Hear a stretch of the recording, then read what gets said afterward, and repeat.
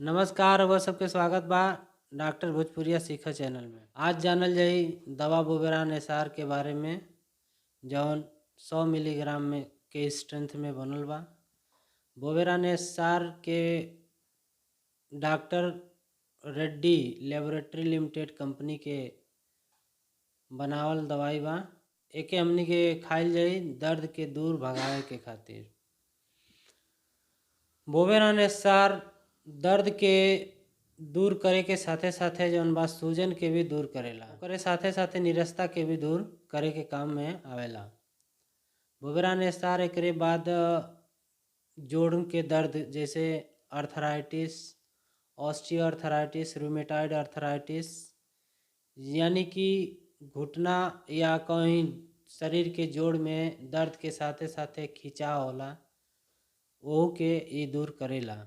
साथ में musculoskeletal injury जौन की हड्डी के साथ मांसपेशी में चोट लग जाला ओहू के ई दूर करे के काम में आवेला। ई रहल दवा के फायदा के बारे में। अब जान लियल जाओ कि बोवेरान एसआर के लेले से का नुकसान हो सकेला और एकरे साथे साथे इहो जानल जाओ कि बोवेरान एसआर के लेवे के चाही के नहीं लेवे के चाही, कि बोवेरान एसआर के खाए के चाही और के नहीं खाए के चाही। बोवेरान एसआर वो आदमी के नहीं खाए के चाही जेकरे किडनी खराब होखे, लीवर खराब होखे, दारू पियत होखे, चाहे कौनो महिला होखे वो प्रेग्नेंट होखे। प्रेग्नेंट महिला के ये दवाई के उपयोग नहीं करे के चाही, या वो आदमी के ये दवाई के उपयोग नहीं करे के चाही जेकरे हार्ट के प्रॉब्लम होखे ओहू के दवा के नहीं लेवे के चाही।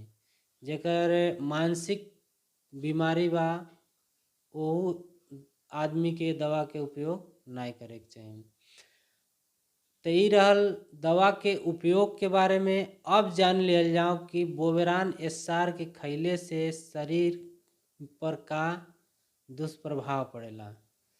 बोवेरान एसआर के खइले से शरीर पर दुष्प्रभाव ई पड़ेला कि एके खइले से शरीर में सूजन भी आ सकेला और सर में दर्द भी हो सकेला, ओकरे बाद पेट में मड़ोर भी हो सकेला, कब्ज भी हो सकेला, अपच भी हो सकेला।